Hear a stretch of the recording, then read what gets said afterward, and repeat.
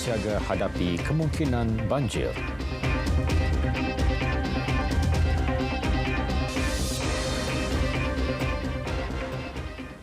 Assalamualaikum, salam Malaysia Madani. Saya Muhammad Shah Musa.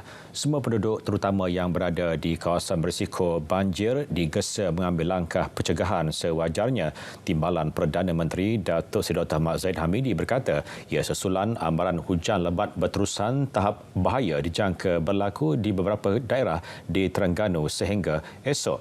Daerah terbabit adalah Besut, Setiu, Kuala Nerus, Kuala Terengganu, Marang, Dungun dan Kemaman. Menerusi Facebook beliau, Dr. Mak Zahid meminta supaya penduduk sentiasa patuh arahan dikeluarkan pihak berkuasa dari semasa ke semasa. Amaran hujan berterusan dijangka berlaku di beberapa kawasan di Kelantan, Kedah, Perlis, Perak, Pahang dan Sabah dalam tempoh sama. Dalam pada itu, semua aset APM Terengganu kini berada dalam siap siaga bagi menghadapi kemungkinan banjir kali ini. Pengarah APM Terengganu, Lieutenant Colonel Muhammad Rosman Abdullah berkata kesemua logistik berfungsi dengan baik selepas melalui proses baik pulih secara berkala. Ini termasuk 63 buah bot dan 42 unit kenderaan darat. 750 pegawai dan anggota juga sedia digerakkan. Terdapat 590 pusat pemindahan sementara disediakan di seluruh negeri bagi menempatkan 150,000 penduduk terjejas banjir dalam satu masa. Turut dikenal pasti 262 lokasi berisiko banjir sekiranya hujan lebat berterusan. Kepada semua penduduk, saya menyerulah sekiranya berlaku hujan lebat dalam tempoh yang berterusan diminta untuk berpindah awal. Perkara ini memang kita sentiasa ingatkanlah. Barang-barang boleh dalam masa sekarang ni bolehlah diletakkan di tempat yang tinggi. Kenderaan pun boleh diparking di kawasan yang tinggilah. Kami pihak APM selalu mengingatkan bahawa penduduk-penduduk perlu menyediakan satu beg yang boleh memuatkan barangan-barangan penting agar apabila berlakunya banjir boleh capai beg tersebut dan terus berpindah ke pusat pemindahan. Beliau menyempurnakan latihan kesiapsiagaan MTL, pengendalian dan pengujian bot penyelamat APM di Marang dalam usaha mengurangkan risiko bencana. Lebih 24,500 komuniti dilatih pelan mitigasi dan keselamatan bagi MTL kali ini. Banjir di Perak. Jumlah penduduk terjejas banjir di negeri itu berkurang kepada 75 orang daripada 22 keluarga. Sekretariat Jabatan Kuasa Pengurusan Bencana Negeri memaklumkan 2 pusat pemindahan sementara PPS masih dibuka melibatkan daerah Krian. Di PPS Sekolah Rendah Kebangsaan Cangkat Lobak Krian, 18 penduduk dipindahkan daripada 3 keluarga. Sementara itu, PPS Sekolah Kebangsaan Alor Pongsu pula menempatkan 57 penduduk daripada 19 keluarga. 417 kes penipuan umrah dengan kerugian RM9 juta direkodkan Kementerian Pelancongan, Seni dan Budaya Motek tahun ini. Jumlah tersebut meningkat berbanding tahun lepas, banyak RM3 juta direkodkan. Setiausaha Bahagian Pelesenan dan Penguatkuasaan Pelancongan Roslan Muhammad berkata 62 kes telah dilaporkan kepada polis melibatkan kerugian RM2.1 juta. Manakala 355 kes direkodkan di Tribunal Tuntutan Pengguna dengan nilai kerugian lebih RM7 juta. Sesudah itu, Motek bercadang melakukan penarafan kepada agensi pengendali perkhidmatan umrah di seluruh negara bagi meminimumkan risiko penipuan menerusi beberapa syarat. Dalam majlis kawal selia umrah yang mana merupakan kata satu badan mesyuarat paling tertinggilah dalam membuat dasar berkaitan dengan umrah di Malaysia lah. Antara cadangan ialah macam yang saya sebut tadi, kita nak gradekan syarikat umrah lah. Kenapa? Penggradean ini merupakan satu kualiti, satu kaedah memberi satu kualiti tambahan kepada syarikat umrah yang ada sedia ada. Beliau menyatakan selepas majlis penutup Hari Umrah Malaysia di Malakat Mall, Cyberjaya. Solidariti terhadap rakyat Palestin terus disemarakkan. Di Labuan, hujan tidak menghalang lebih 7,000 orang menyertai Himpunan Solidariti Palestin peringkat wilayah Persekutuan Labuan yang diadakan di dataran Labuan. Program anjuran Pejabat Mufti Wilayah Persekutuan Labuan ini bermula seawal pukul 6.30 pagi. Semangat solidariti disemarakkan dengan solat hajat dan doa munajat dan kemudian diadakan perarakan yang disertai pelbagai lapisan masyarakat. Antara pengisian lain ialah ceramah solidariti Palestin yang disampaikan Timbalan Mufti Pejabat Mufti Labuan Dr. Azlan Nikman dan Ketua Pegawai Eksekutif Aman Palestin Berhad Ustaz Awang Sufyan Awang Piut. Lebih RM28,000 berjaya dikumpul untuk disumbangkan kepada rakyat Palestin.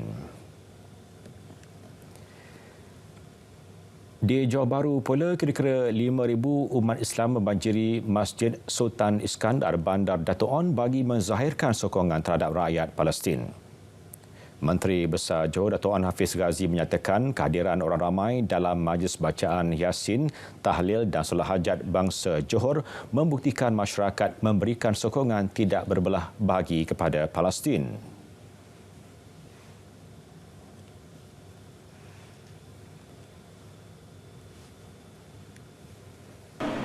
Kita menuntut kepada pemimpin-pemimpin dunia agar hak asasi kemanusiaan diberikan kembali kepada mereka. Kita menuntut supaya maruah dan kedaulatan bumi Palestin diberikan kembali kepada mereka. Kita menuntut supaya kezaliman, pembunuhan yang kejam diberhenti serta Beliau menyeru umat Islam di Johor sentiasa bersatu padu dan mendoakan kesejahteraan saudara di Palestin. Beliau menyerahkan lebih RM2.5 juta untuk disalurkan ke akaun Amanah Kemanusiaan Rakyat Palestin, Kementerian Luar Negeri. Ia hasil sumbangan tabung masjid dan surau seluruh Johor, syarikat berkaitan kerajaan GLC dan pertubuhan bukan kerajaan NGO. Rakyat Malaysia memang hebat kerana tegas pertahankan hak Palestin. Memang kita jauh dari dunia Arab. Kita jauh dari dunia Palestin. Kita jauh dari Gaza. Tetapi setiap detik berlaku menyentuh hati nurani kita. Kerana apa? Kerana kita tahu dan faham arti manusiawi, arti ihsan, arti kemanusiaan dan lebih penting arti keadilan melawan kezaliman Israel.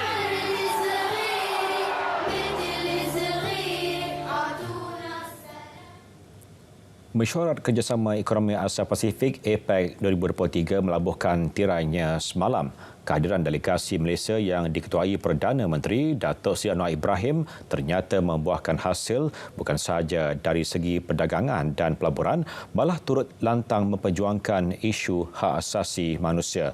Laporan Karol Azri Rahim di San Francisco.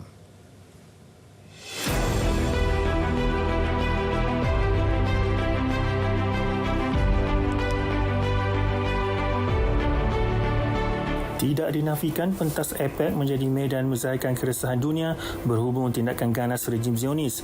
Bukan sahaja Malaysia, malah Brunei dan Indonesia turut sepakat dalam isu Palestin.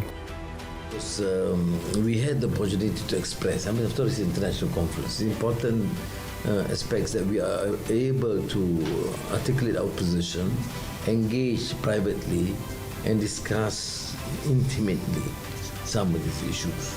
And not in a combative mood, but at least to secure understanding and collaboration.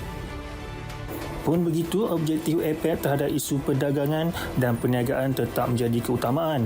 Pada masa yang sama, memperkukuhkan kerjasama strategik dengan negara anggota. Tetapi saya tidak tinggalkan soal beberapa isu yang dekat dengan kita, umpamanya peningkatan kerjasama strategik dengan negara China. Dan saya ambil kesempatan menjelaskan bahawa ini penting sementara kekal hubungan kita dengan Amerika secara tradisional, Tapi jangan ini menghalang kita lebih dekat dengan negara China kerana menjamin kepentingan negara Malaysia itu sendiri. Menerusi misi perdagangan ke Amerika Syarikat, Malaysia telah berjaya meraih nilai pelaburan 63 bilion ringgit. Bagi Perdana Menteri, ia merupakan hasil keyakinan pelabur menerusi dasar yang jelas. Saya gembira. Itu reaksi Perdana Menteri berhubung hasil lawatannya sempena APEC. Kehadiran Malaysia terselah apabila menggunakan platform antarabangsa ini untuk mengecam tindakan kuasa besar yang bersikap tidak adil terhadap isu Gaza. Khairul Azli Rahim, San Francisco, RTM. Elak taksub kejar ranking antarabangsa, tegas Menteri Pendidikan Tinggi Dato' Seri Muhammad Khalid Nordin, tidak akan ada perkongsian kepakaran antara institusi pengajian tinggi IPT sekiranya masing-masing mahu mengejar ranking terbaik. Kita tidak perlu taksub sebab saya ingat sudah ada banyak kenyataan dan juga penulisan-penulisan mengenai ranking dan banyak juga badan-badan antarabangsa termasuk United Nations yang melahirkan kebimbangan supaya kita tidak terima ranking bulat-bulat begitu.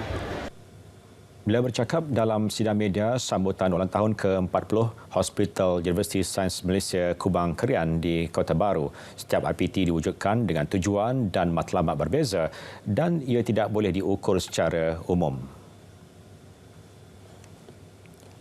Jualan Rahmah Siswa 2023 diperkenal bagi membantu pelajar mendapat barangan keperluan pada harga berpatutan. Timbalan Menteri Perdagangan Dalam Negeri dan Kawasan Hidup KPDN Fuziah Saleh berkata terdapat permintaan untuk dilaksanakan jualan Rahmah Siswa tersebut kerana ramai pelajar adalah daripada keluarga B40.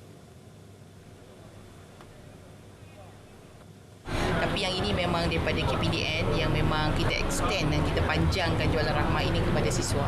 Sebab kita tengok apabila kita buat program jualan rahmah, kita lihat bahawa permintaan daripada pelajar itu ada dan setiap kali saya pergi ke program-program yang melibatkan siswa, mereka meminta untuk diadakan jualan rahmah untuk siswa.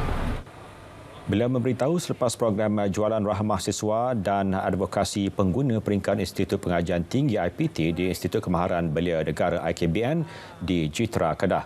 Sementara itu, mengenai perkembangan pelaksanaan apungan harga ayam, pemantauan masih diadakan setiap hari di 4 kategori premis iaitu Pasar Basah, Kedai Runcit, Pasaraya Besar dan Pasar Mini. 533 pekerja syarikat penerbangan tambang murah My Airline mengemukakan permohonan mendapatkan manfaat sistem insurans pekerjaan SIP Perkeso. Menteri Sumber Manusia V. Sivakumar berkata, daripada jumlah itu sebanyak 277 permohonan diluluskan Perkeso. Untuk setakat ini, kita semua tahu kalau mereka sememangnya telah pun diberhentikan, maka mereka boleh mendapat faedah daripada Perkeso. Dan untuk itu kita nak dapatkan kepastian sama ada mereka ini benar-benar telah diberhentikan ataupun tidak, ataupun syarikat ini akan beroperasi semula dan sebagainya. Ya. Jadi kita dalam tahap itu buat masa ini. Beliau berkata demikian selepas menyempurnakan flag off program Perkeso Run and Ride 2023 di Putrajaya. SIP merupakan bantuan kewangan kepada pekerja yang hilang pekerjaan sehingga mereka mendapat pekerjaan baru. My Airline sebelum ini mengumumkan penggantungan operasinya buka kuasa 12 Oktober lalu sementara menunggu penstrukturan semula. Hampir 10,000 peserta menyertai larian Hari Keputeraan Sultan Nazrin Shah yang berlangsung di Dataran Warisan Taiping pagi tadi. Sultan Perak Sultan Nazrin Muizzuddin Shah bersama Raja Permaisuri Perak Tuanku Zahra Salim berkenan berangkat menyempurnakan acara tersebut. Keberangkatan tiba baginda disambut Menteri Besar Datuk Seri Sarani Muhammad bersama Barisan Exco Kerajaan Negeri. Sultan Nazrin kemudian berkenan melepaskan peserta bagi kategori 15 dan 10 km. Pelbagai aktiviti lain turut diadakan termasuk tarian kebudayaan, Pancaragam Tentera Laut Diraja Malaysia, demonstrasi tempur Angkatan Tentera Malaysia dan demonstrasi payung terjun di sekitar Taman Tasik Taiping dan Padang Esplanade. Setelah 10 tahun acara sama berlangsung di Kuala Kangsar, kali ini Sultan Nazrin memberi perkenan penganjurannya di Taiping. Ia bagi mempromosi Taiping yang bakal menyambut usia 150 tahun sebagai bandar warisan pada tahun hadapan.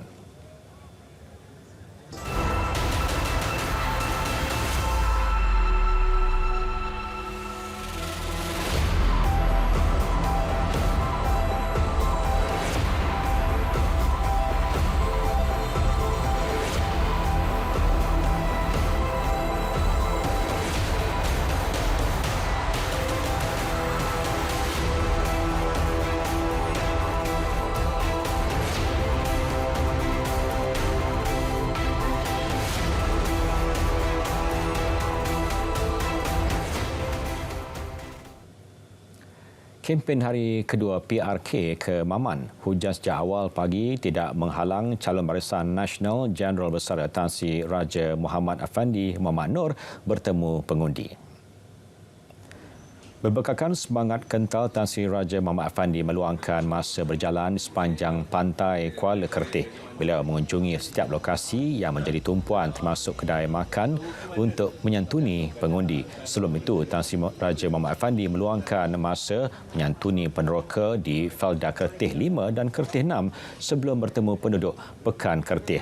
Beliau juga sempat menyantuni anggota di Balai Bomba Kertih dan bertanyakan persiapan menjelang musim monsun timur laut kali ini. Di pantai Kuala Kertih juga, Tan Sri Raja Muhammad Afandi singgah di beberapa lokasi dan bertemu para nelayan. Pahang menjadi negeri pertama memeterai perjanjian persefahaman kerjasama kerajaan perpaduan dalam usaha memperkukuh kestabilan politik di negeri itu.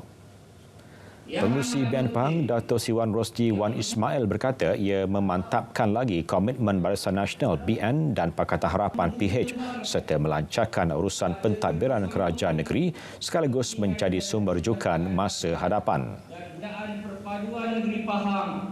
Untuk kita memastikan supaya persefahaman antara Pakatan Harapan dengan Barisan Nasional akan menjadi lebih mantap lagi lah. Jadi lebih mantap supaya memudahkan perbincangan kita untuk kita move on. Apakah tindakan-tindakan kita selanjutnya, terutama sekali dalam persefahaman politik untuk maju lebih.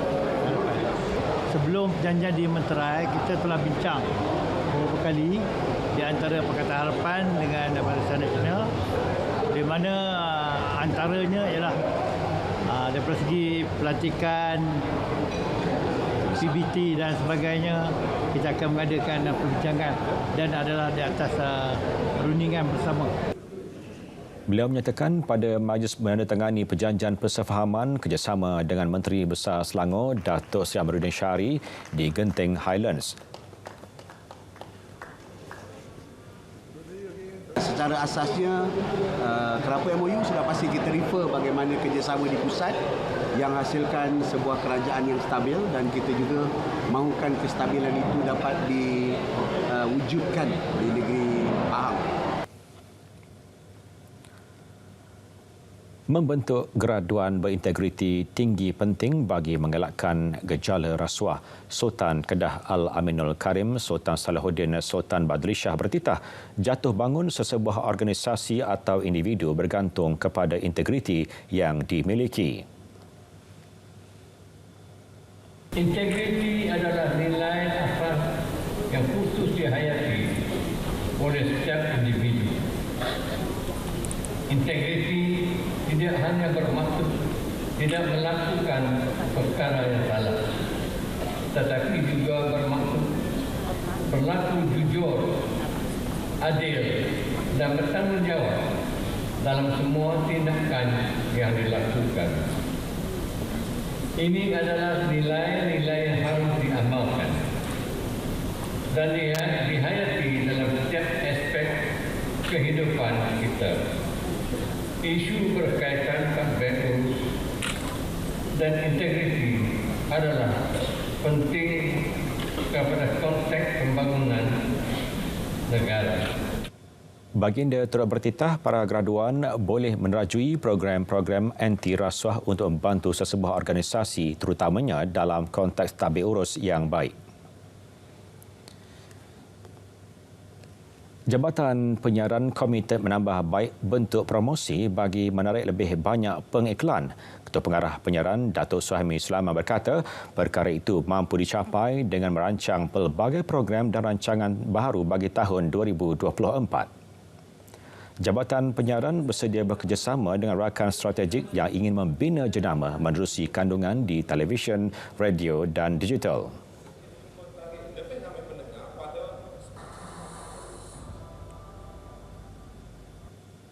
Kalau mereka membeli iklan, maksudnya di sini kita boleh letakkan di TV, radio dan juga di digital. Kerana ramai yang orang sekarang ni menonton kita di dunia digital juga. Jadi penambahbaikan tu bukan sahaja dengan program baharu, tetapi kualiti program kita pertingkatkan juga. Ya. Beliau berkata demikian ketika ditemui semasa program Meet and Greet Kelantan FM di Pasir Putih, Kelantan. Dalam pada itu, sebanyak 23 syarikat di Kelantan melihat RTM merupakan antara platform terbaik dalam mempromosikan produk mereka. Yang kita nak berniaga ni, kita tak boleh kata satu iklan nak suruh berjaya, mana boleh. Berterusan lah, Mami dah 11 tahun. Masih lagi masuk iklan, tak pernah berhenti. Setiap hari di Terengganu, di Kelantan semua main masuk ATM lah. Cuma ATM saja Mami masuk. Kita boleh tengok apabila kita buat iklan dengan ATM, jenama kita akan lagi gah, lagi besar sebenarnya. Dan keberkasannya dari sudut marketing sendiri, memang benda tu meningkat dari masa ke semasa. Kesetiaan saya bersama RTM hampir 10 tahun ini adalah kerana produk saya satu mendapat sambutan, yang kedua branding saya semakin meluas.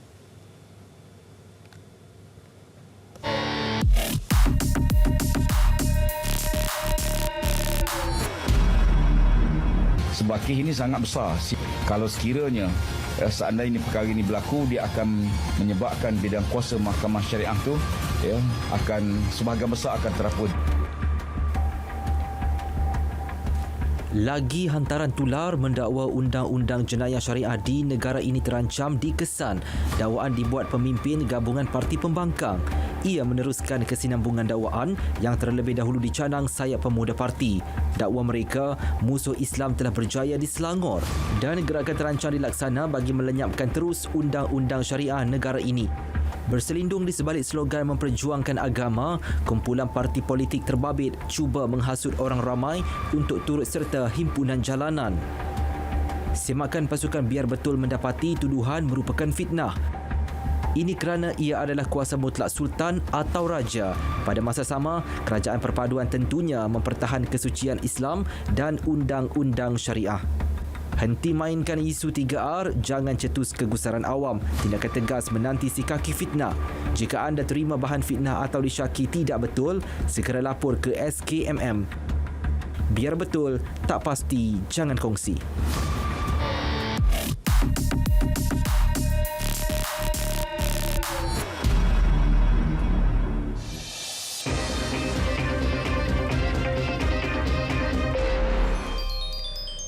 Sukan kita mulakan dengan kejohanan wushu dunia di Texas, Amerika Syarikat. Atlet berpengalaman negara Wang Wengson menghadiahkan emas pertama buat kem negara apabila mengguli acara Changchuan lelaki. Kejayaan itu diraih selepas Wengson mengutip 9.826 mata. Ia sekaligus mengubati kekecewaan atlet berusia 31 tahun itu yang sekadar meraih perak acara sama pada edisi 2019 di Shanghai, China. Seorang lagi atlet negara yang beraksi dalam acara sama, Clementing, meraih gangsa di belakang pemenang perak dari Indonesia. Sementara itu, 3 pingat perak disumbangkan Loh Yingting dalam acara Changchuan wanita, Clementing Daoshu lelaki dan Sydney Chin Taijijan wanita. Bekas juara dunia Nandao wanita 2019 Tan Chong Min pula sekadar meraih pingat gangsa dalam acara Nangun wanita. Atlet negara masih bersaing dalam 10 acara sehingga esok. Atlet badminton negara Aaron Chia dan atlet wushu Sydney Chin Si Xuan masing-masing dinobatkan sebagai olahragawan dan olahragawati pada Anugerah Sukan Negeri Melaka ke-38 bagi tahun 2021-2022. Kedua-duanya menerima anugerah menerusi wakil mereka yang disampaikan Yang di-Pertua Negeri Melaka, Tun Muhammad Ali Rustam. Sementara itu, olahragawan harapan dan olahragawati harapan pula mencari milik atlet pelapis sukan berbasikal Muhammad Hafiq Muhammad Jafri dan atlet angkat berat Nurul Syasha Khairina Syamsur. Bagi dua atlet muda ini, anugerah tersebut akan memberi suntikan semangat untuk mereka terus mengharumkan nama Melaka dan Malaysia di persada antarabangsa. Saya dapat tahu saya datang hari ini, tiba-tiba saya dapat olahragawan. Saya pun tak sangka lah benda ni. Saya terima kasih kepada family saya, kepada saya punya orang persatuan, Cik Minhat, MSN Melaka, rakan-rakan yang support saya, ahli keluarga lah. Tak expect pun nak menang untuk anugerah ni, tapi dalam hati memang naklah menang anugerah ni. And then bila dia sebut nama tadi, dalam hati memang ya Allah, terima kasih banyak-banyak. Ada SEA Games lah saya target untuk game selepas ni. Anugerah lain turut disampaikan adalah anugerah Persatuan Sukan Terbaik yang menjadi milik Persatuan Wushu, Tarian Naga dan Singa Negeri Melaka serta anugerah Pasukan Terbaik milik Pasukan Hoki Lelaki Melaka. Presiden Persatuan Hoki Negeri Melaka Habibul Ajmi Manggar dan Presiden Persatuan Squash Melaka Andrew Mutu pula menerima anugerah khas Sukan Negeri Melaka. Turut hadir Ketua Menteri Melaka Dato' Sri Abdul Rauf Yusof. Biarpun mendepan kritikan daripada penyokong, penjaga gol skuad Harimau Melaya Ahmad Shihan Hazmi tetap fokus untuk memberikan aksi terbaik di atas padang. Menurut Shihan, sebagai pemain dia harus bersedia menghadapi apa sahaja situasi. Apa yang penting, katanya mereka tidak boleh hilang fokus untuk memburu 3 mata berdepan Taiwan Selasa ini. Kita yang paling penting sekali adalah untuk mengutip poin. Away ke home ke, yang paling penting kita kena kutip poin, 3 poin yang paling penting untuk kedudukan kita. Shihan menerima kritikan daripada penyokong selepas diborisi 3 kali pada aksi menentang Kyrgyzstan Khamis lepas yang menyaksikan Malaysia menang 4-3. Beliau temui di KLA sebelum skuad Harimau Melaya berlepas ke Taiwan pagi tadi untuk perlawanan kedua kumpulan bagi kelayakan Piala Dunia 2026 Balik Asia 2027. Berita tengah malam berakhir di sini. Dari sungai ke segara, Palestin pasti merdeka. Malaysia Madani tekad perpaduan, penuh harapan. Assalamualaikum.